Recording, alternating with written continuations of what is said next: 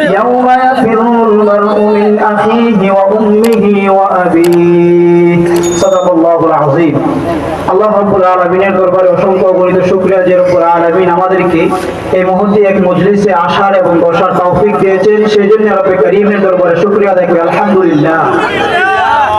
সম্মানিত উপস্থিতি, আমরা প্রত্যেকেই জানি আমরা একটা সময় ছিলাম রূহের জগতে। ওই রূহের জগতের সময় যখন শেষ হয়ে গেল, আল্লাহ রাব্বুল আলামিন আমাদেরকে পাঠিয়েছেন মায়ের পেটে। একদিন আমাদের ওই মায়ের পেটের সফরও শেষ হয়ে গিয়েছে, আমরা এসেছি দুনিয়ার বুকে। একদিন আমাদের এই দুনিয়ার সফরও শেষ হয়ে যাবে, আমাদেরকে কবরের বুকে রাখা হবে। একদিন আমাদের সেই কবরের সফরও শেষ হয়ে যাবে, অতঃপর আল্লাহ রাব্বুল আলামিন আমাদেরকে হাসরের ময়দানে উত্তোলন করবেন। একদিন আমাদের সেই হাসরের ময়দানের সফরও শেষ হয়ে যাবে। আল্লাহ রাব্বুল আলামিন আমাদেরকে তখন বিচার কার্যে নিয়ে যাবে।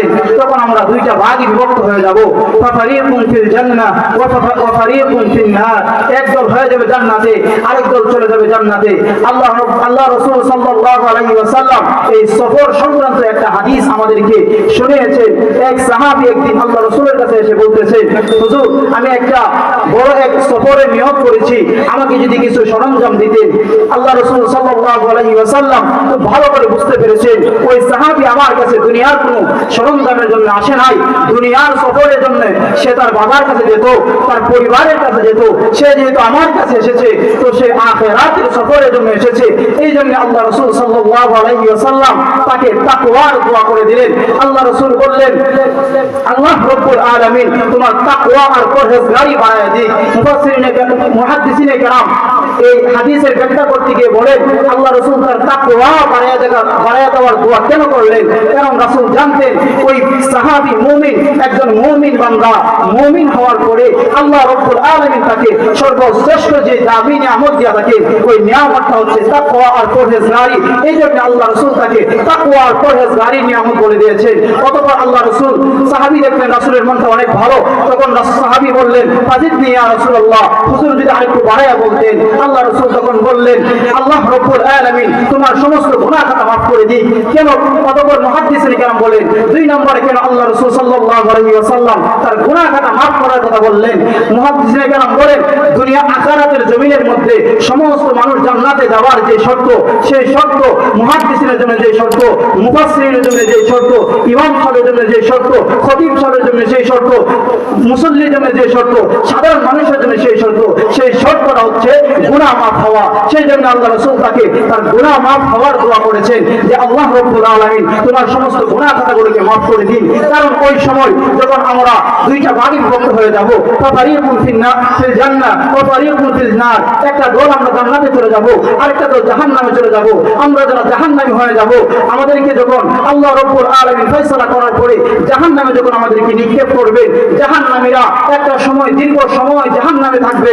জাহান্নামে থাকার পরে ওই জাহান্নামীদের মধ্যে যে ন্যূনতম ঈমান ছিল, ওই ঈমানের কারণে আল্লাহ রাব্বুল আলামিন ফেরেশতাদেরকে ডেকে বলবেন, ও ফেরেশতারা, আমার যে সকল বান্দারা জাহান্নামের মধ্যে আছে, তোমরা তাদের জন্য সুপারিশ করো। দুনিয়ার মধ্যে তোমাদের আমি স্পেশাল একটা পাওয়ার দিয়েছিলাম, তোমরা সুপারিশ করো, তোমাদের সুপারিশ আমি মঞ্জুর করব।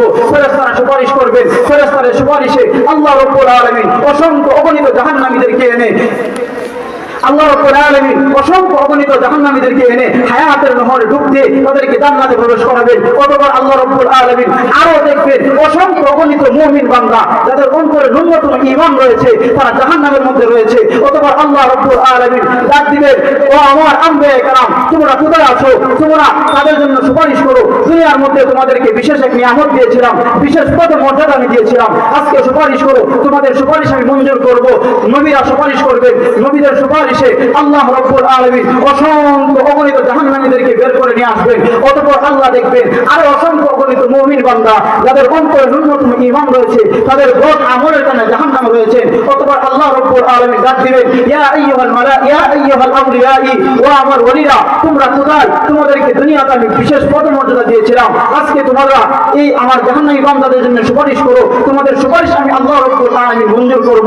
ওই দিন ওলি আল্লাহরা আমাদের জন্য সুপারিশ করবে। করবেন, তাদের সুপারিশে আল্লাহ রাব্বুল আলামিন আবারও অসংখ্য অগণিত জাহান্নামীদেরকে জাহান্নাম থেকে মুক্ত করে আল্লাহ রাব্বুল আলামিন সেই হায়াতের নহরে ডুব দিয়ে জান্নাতে প্রবেশ করাবেন আল্লাহ রাব্বুল আলামিন। তখনও দেখতেছেন, ভালো করে জানেন যে এখনো অসংখ্য অগণিত জাহান্নামীরা জাহান্নামের মধ্যে আছে, যাদের অন্তরের মধ্যে ন্যূনতম ঈমান রয়েছে। তখন আল্লাহ রাব্বুল আলামিন বলবেন, আউলিয়া কেরামের সুপারিশ শেষ হয়ে গিয়েছে, নবীদের সুপারিশ শেষ হয়ে গিয়েছে, ফেরেশতাদের সুপারিশ শেষ হয়ে গিয়েছে, বান্দারা তোমরা নৈরাশ হওয়ার কোনো কারণ নাই। ওয়াকি আরহামুর রাহিমিন, আমি আরহামুর রাহিমিন রয়েছি, আমি আল্লাহ আজকে সুপারিশ করব। আল্লাহ রাব্বুল আলামিন তখন তার দুইটা কুদরতি হাতকে জাহান্নামের মধ্যে ঢুকিয়ে দিবেন, অতঃপর একটা খাজনা দিয়ে সমস্ত জাহান্নামী যাদের ভিতরে ন্যূনতম ঈমান রয়েছে সকলকে দুই হাত দিয়ে বের করে নিয়ে আসবেন। বের করে নিয়ে তাদেরকে হায়াতের নহরের মধ্যে ডুব দেওয়াবেন, হায়াতের নহরে ডুব দিয়ে তাদেরকে জান্নাতের মধ্যে প্রবেশ করাবেন। অতঃপর আল্লাহ রাব্বুল আলামিন একটা ঘোষণা দেবেন, ও ফেরেশতারা, জান্নাতের দরজা আজকে থেকে বন্ধ করে দাও, জাহান্নামের দরজা আজকে থেকে বন্ধ করে দাও। আর জান্নাতীরা আর কেউ আর কোনো জাহান্নামীকে জাহান্নাম থেকে মুক্ত করে জান্নাতে আর যাওয়া হবে না।